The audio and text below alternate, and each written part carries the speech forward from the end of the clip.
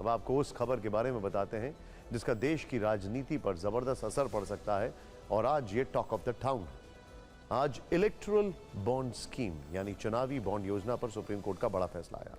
देश की सर्वोच्च अदालत ने इलेक्टोरल बॉन्ड की स्कीम को संवैधानिक बता दिया। कोर्ट का ऑर्डर आज आया, लेकिन इसके झटके 3 हफ्ते बाद लगने के आसार हैं। कोर्ट के आज के फैसले से 27 दिन बाद देश में सियासी भूचाल आ सकता है। भूचाल क्यों आएगा, हम ऐसा क्यों कह रहे हैं, ये सबसे बड़ी अदालत के आदेश में छिपा है। तो सबसे पहले यह समझ लीजिए कि सुप्रीम कोर्ट ने इलेक्टोरल बॉन्ड पर अपने ऑर्डर में क्या कहा। 5 जजों की संवैधानिक पीठ ने सर्वसम्मत फैसले के में इलेक्टोरल बॉन्ड स्कीम यानी चुनावी बॉन्ड योजना पर तत्काल रोक लगा दी, इसे रद्द कर दिया। कोर्ट ने इलेक्टोरल बॉन्ड स्कीम को असंवैधानिक बताया। कोर्ट ने कहा चुनावी बॉन्ड की गोपनीयता बनाए रखना असंवैधानिक है। कोर्ट ने कहा यह योजना संविधान के आर्टिकल 19(1)(a) के तहत सूचना के अधिकार का उल्लंघन है। सुप्रीम कोर्ट ने अपने आदेश में एसबीआई से 6 मार्च तक इलेक्टोरल बॉन्ड की पूरी डिटेल चुनाव आयोग को देने को कहा है। कोर्ट ने चुनाव आयोग से कहा है कि वो एसबीआई से जानकारी मिलने के 1 हफ्ते के अंदर यानी 13 मार्च तक चुनावी बॉन्ड की डिटेल अपनी वेबसाइट पर सार्वजनिक करें। सुप्रीम कोर्ट के इस फैसले के बाद राजनीतिक पार्टियां इलेक्टोरल बॉन्ड से चंदा नहीं ले सकेंगी। इस बीच वित्त मंत्रालय के सोर्सेज से जानकारी मिली है कि केंद्र सरकार इलेक्टोरल बॉन्ड पर फैसले पर पुनर्विचार याचिका दाखिल करेगी। वित्त मंत्रालय संविधान पीठ के फैसले की समीक्षा के लिए कानून मंत्रालय के साथ विचार विमर्श करेगा। केंद्र सरकार की दलील है कि चुनावी बॉन्ड योजना पारदर्शिता के लिए जरूरी है। यह योजना गोपनीयता सुनिश्चित करती है क्योंकि चंदा देने वालों को गोपनीयता का अधिकार है। सरकार का तर्क है कि यह राजनीति में काले धन को रोकने के लिए उठाए गए कदमों में से एक है। सरकार का कहना है कि अगर योजना में खामी है तो यह रद्द करने का आधार नहीं हो सकता। इलेक्टोरल बॉन्ड स्कीम के पक्ष और विपक्ष में कई दलीलें हैं, लेकिन कोर्ट के फैसले का दूरगामी असर हो सकता है। मैंने शुरू में आपको बताया था कि सुप्रीम कोर्ट के फैसले से 27 दिन बाद भूचाल आएगा। ऐसा क्यों, अब यह देखते हैं। सुप्रीम कोर्ट ने चुनाव आयोग से कहा है कि वो 27 दिन के अंदर यानी 13 मार्च तक इलेक्टोरल बॉन्ड की पूरी डिटेल अपनी वेबसाइट पर डाले। इसका मतलब समझ लीजिए, चुनाव आयोग को बताना होगा कि अप्रैल 2019 से अब तक किस कंपनी या संस्था या व्यक्ति ने चुनावी बॉन्ड खरीदे, यानी खरीदार का नाम बताना होगा। बॉन्ड खरीदने की तारीख बतानी होगी। ये बताना होगा कि कितने रुपए के चुनावी बॉन्ड खरीदे गए।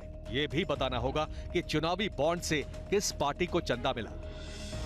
अब सवाल ये है कि इससे देश की राजनीति पर क्या असर होगा। दरअसल जैसे ही चुनाव आयोग अपनी वेबसाइट पर चुनावी बॉन्ड से जुड़ा विवरण लगाएगा, वैसे ही इसके खरीदारों को लेकर कई बातें क्लियर हो जाएंगी। यानी 13 मार्च वो तारीख है जिसके बाद सियासी मुद्दों का नया चैप्टर खुल जाएगा। चुनाव आयोग की वेबसाइट पर डिटेल सार्वजनिक होने से पता चल जाएगा कि चुनावी बॉन्ड से चंदा देने वालों में कितने फर्जी नाम हैं। चुनावी बॉन्ड से चंदा देने वालों में कितनी शेल कंपनियां हैं। ये भी पता चलेगा कि क्या चुनावी बॉन्ड के जरिए काले धन को सफेद करने का कोई खेल तो नहीं चल रहा था। इलेक्टोरल बॉन्ड को लेकर सरकार की ओर से दी गई दलीलों में ब्लैक मनी बड़ा मुद्दा था। सरकार ने कई बार यह कहा कि राजनीतिक फंडिंग में ब्लैक मनी पर इससे अंकुश लगेगा, लेकिन सुप्रीम कोर्ट ने यह दलील नहीं मानी। सुप्रीम कोर्ट ने कहा इलेक्टोरल बॉन्ड स्कीम पारदर्शी नहीं है। कोर्ट ने यह भी कहा राजनीतिक फंडिंग में काले धन पर अंकुश लगाने के लिए चुनावी बॉन्ड ही एकमात्र साधन नहीं है, इसके दूसरे रास्ते भी हो सकते हैं।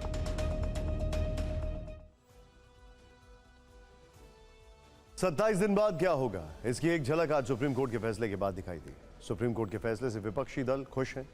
उन्हें केंद्र सरकार पर हमला करने का मौका मिल गया। बीजेपी के नेता अभी भी इलेक्टोरल बॉन्ड स्कीम की तारीफ कर रहे हैं। आज कैसे सुप्रीम कोर्ट के फैसले पर सियासी बयानबाजी हुई, अब यह देखते हैं।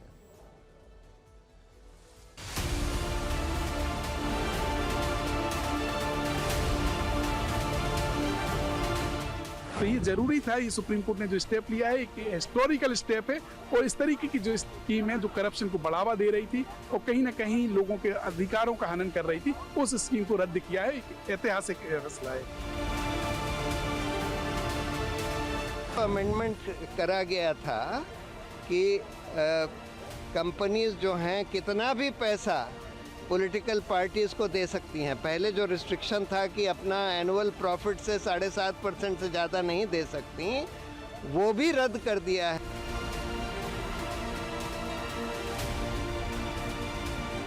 मोदी सरकार मनी बिल के तौर पे लेकर आई थी, ताकि राज्यसभा में इस पर कोई चर्चा ना हो, कोई बहस ना हो और सीधा पारित हो जाए। आज भी हमें डर है और हमारा डर भी जायज है। हमारा डर यह है कि कहीं फिर से कोई अध्यादेश जारी ना हो जाए, ताकि इस सुप्रीम कोर्ट के आदेश से बच जाए सब। चुनाव में पारदर्शिता हो फंडिंग में, इसके लिए लाया गया था। चुनाव में कैश का प्रभाव कम हो, उसके लिए भी लाया गया था। आवाम को मालूम होना चाहिए कि मनी पावर जो है वो कहां से आए और कितना मनी पावर है, ये जरूरी है। इलेक्टोरल बॉन्ड की जो व्यवस्था थी वो पारदर्शिता की, और अनफॉर्चुनेटली कई लोग जो है वो हर सुधार पर जो है वो वार करते रहे। इससे पहले भी जो लोग इनमें हैं, मैं नाम नहीं लेना चाहता, कि वो हमेशा हर सुधार पर जो है वो कोई ना कोई नुक्स निकालते हैं। चुनावी बॉन्ड स्कीम को लेकर राजनीतिक दलों के बीच विवाद इस बात को लेकर भी है कि स्कीम के तहत 2017 से 2023 तक यानी 6 साल में जो भी चंदा मिला उसका ज्यादातर हिस्सा बीजेपी को मिला। चलिए आपको बता दें कि 2017 से 2023 तक चुनावी बॉन्ड से सबसे ज्यादा चंदा लेने वाली 5 पार्टियां कौन सी और उन्हें कितना चंदा मिला। बीजेपी को 6 साल के दौरान 6,566 करोड़ रुपए चंदा मिला। दूसरे नंबर पर कांग्रेस को 6 साल में 1,123 करोड़ रुपए मिले।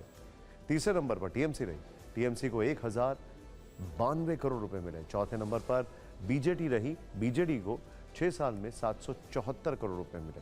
और 5वें नंबर पर तमिलनाडु की डीएमके, जिसे 6 साल में 616 करोड़ रुपए मिले। आपके मन में इलेक्टोरल बॉन्ड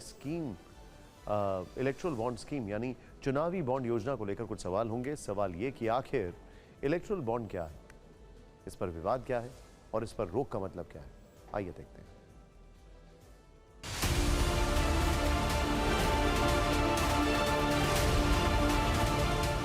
पहला सवाल है कि इलेक्टोरल बॉन्ड स्कीम यानी चुनावी बॉन्ड योजना क्या है। चुनावी बॉन्ड राजनीतिक दलों को चंदा देने की योजना है। चुनावी बॉन्ड स्कीम को 2017 के बजट में उस वक्त के वित्त मंत्री अरुण जेटली ने पेश किया था, जिसे 2 जनवरी 2018 से लागू कर दिया गया। योजना के तहत देश भर में एसबीआई की चुनिंदा 29 ब्रांच में चुनावी बॉन्ड खरीदने के लिए व्यवस्था भी कर दी गई। खरीदार 1,000 रुपए से लेकर 1 करोड़ रुपए की कीमत के बॉन्ड खरीद सकता था। ये बॉन्ड राजनीतिक दलों को चंदे के रूप में मिल जाते थे। आपके मन में सवाल होगा कि चुनावी बॉन्ड क्यों लाया गया था और इसका उद्देश्य क्या था। सरकार इस योजना के जरिए राजनीतिक चंदे को रेगुलेट करना चाहती थी। सरकार की दलील थी कि इससे राजनीतिक फंडिंग में काले धन के इस्तेमाल पर नियंत्रण लगेगा। अगला सवाल ये है कि चुनावी बॉन्ड कौन खरीद सकता था। स्कीम के तहत कोई भी भारतीय नागरिक या कंपनी या संस्था चुनावी बॉन्ड खरीद सकती थी। बड़ा सवाल ये भी है कि चुनावी बॉन्ड को लेकर विवाद क्यों शुरू हुआ। दरअसल चुनावी बॉन्ड को सरकार ने आरटीआई के दायरे से बाहर रखा था। कई संगठनों ने इसी का विरोध किया था और मामला सुप्रीम कोर्ट पहुंच गया। चुनावी बॉन्ड के आरटीआई के दायरे से बाहर रखने से क्या फर्क पड़ा। इससे चुनावी बॉन्ड के जरिए चंदा देने वाले का नाम और दूसरी जानकारी सार्वजनिक नहीं होती थी। इस प्रकार दानकर्ता गोपनीय हो जाता था। इस स्कीम के माध्यम से जनता को पता ही नहीं था कि पॉलिटिकल पार्टी को कौन फंड कर रहा है, और जब सरकार बनती है तो उस सरकार बनने के बाद में उसको क्या किकबैक मिलेगा, क्या करप्शन होगा, इस सब पे ट्रांसपेरेंसी नहीं थी। कहीं ना कहीं जो सीक्रेसी बरती जा रही थी वो कहीं ना कहीं डेंजरस थी डेमोक्रेसी के लिए। एक सवाल ये भी है कि अगर किसी ने हाल के दिनों में चुनावी बॉन्ड लिए थे तो कोर्ट के फैसले के बाद उनका क्या होगा। कोर्ट ने चुनावी बॉन्ड पर तत्काल रोक लगाई है। कोर्ट ने कहा है कि जो चुनावी बॉन्ड अभी तक कैश नहीं हुए हैं उन्हें एसबीआई को वापस कर दिया जाए और बाद में दानकर्ता को वापस कर दिया जाए।